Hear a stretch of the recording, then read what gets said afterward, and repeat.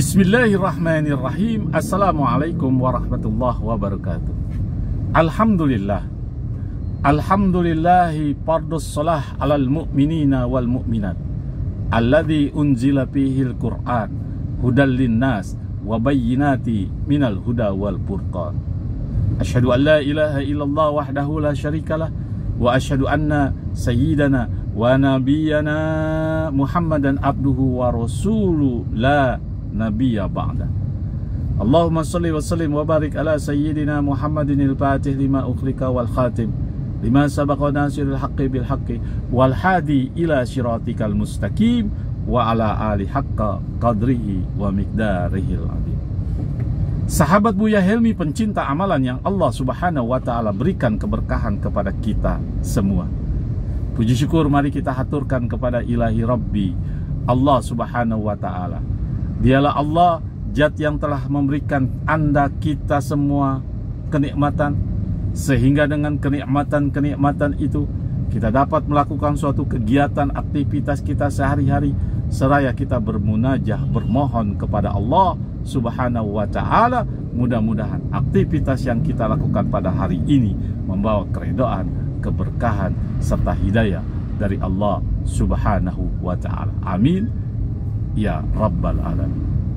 Sahabat Buya Helmi, pencinta amalan yang Allah subhanahu wa ta'ala berikan keberkahan kepada kita semua dimanapun kita berada. Ada 3 waktu kita beristirahat atau kita tidur. Waktu itu dibenci oleh Allah subhanahu wa ta'ala. 3 waktu tidur itu sangat dibenci oleh Allah subhanahu wa ta'ala, sehingga karena dibencinya oleh Allah subhanahu wa ta'ala membuat kita linglung dan jauh dari rizki dan keberkahan Allah subhanahu wa ta'ala. Segera hindari 3 waktu tidur tersebut supaya kita tidak dibenci oleh Allah subhanahu wa ta'ala. Sahabat Buya Helmi, pencinta amalan yang Allah subhanahu wa ta'ala berikan keberkahan kepada kita semua dimanapun kita berada. Agama Islam telah mengatur segala perkara termasuk waktu tidur. Jadi sebagai umat Islam wajib tahu waktu tidur yang dibenci oleh Allah subhanahu wa ta'ala. Mengapa kita perlu memperhatikannya? Hal ini karena tidur yang baik akan membawa kebaikan pula. Sebaliknya, tidur yang dilarang oleh Allah, yang dibenci oleh Allah subhanahu wa ta'ala akan mendapat keburukan. Dilarang waktu tidur pada waktu yang tertentu ini tidak dilakukan tanpa alasan. Ada beberapa hadis yang menjadi dasar hukumnya. Tidur memang menjadi aktivitas yang dibutuhkan oleh manusia sebagai cara untuk beristirahat dari lelahnya aktivitas. Dan karena rahmatnya, dia dijadikan untukmu malam dan siang, supaya kamu dapat beristirahat pada malam itu, dan supaya kamu mencari rizki karunia Allah pada siang hari, dan supaya kamu bersyukur. Itulah firman Allah subhanahu wa ta'ala dalam surat Al-Qasas ayat 73. Namun umat Islam perlu memperhatikan waktu tidurnya, karena ada beberapa waktu tidur yang sangat dibenci oleh Allah subhanahu wa ta'ala. Sebaiknya kita hindari waktu tersebut. Sahabat Buya Helmi, pencinta amalan yang Allah subhanahu wa ta'ala berikan keberkahan kepada kita semua. Yang pertama yaitu tidur setelah sholat subuh.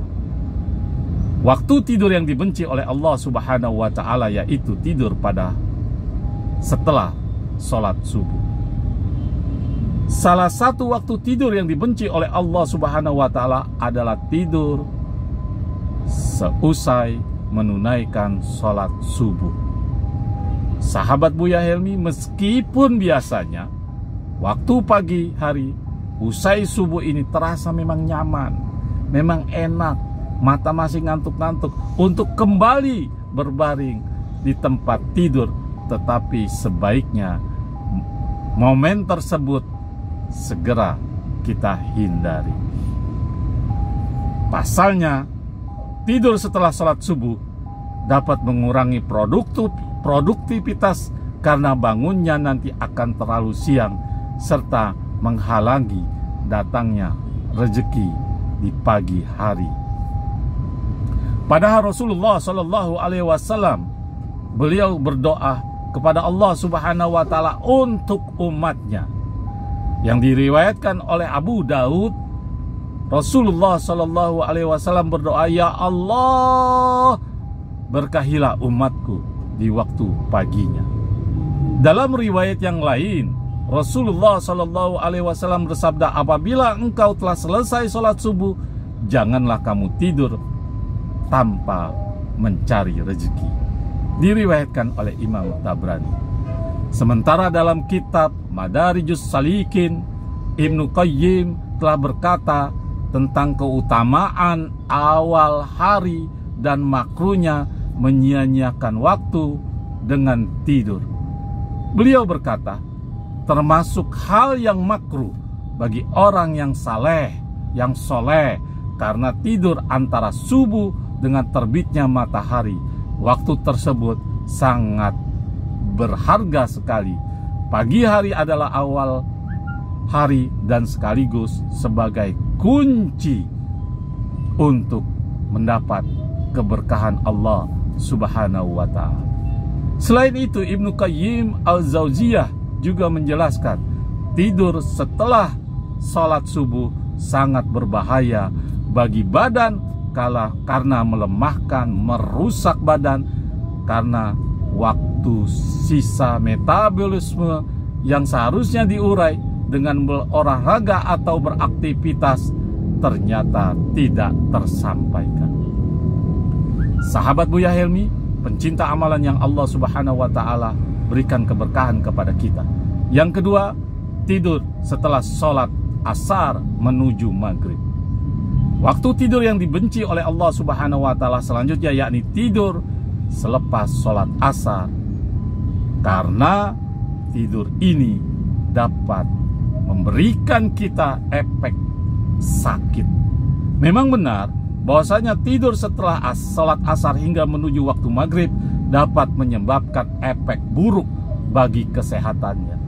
Misalnya menimbulkan penyakit, memicu stres, bahkan seorang akan menjadi linglung.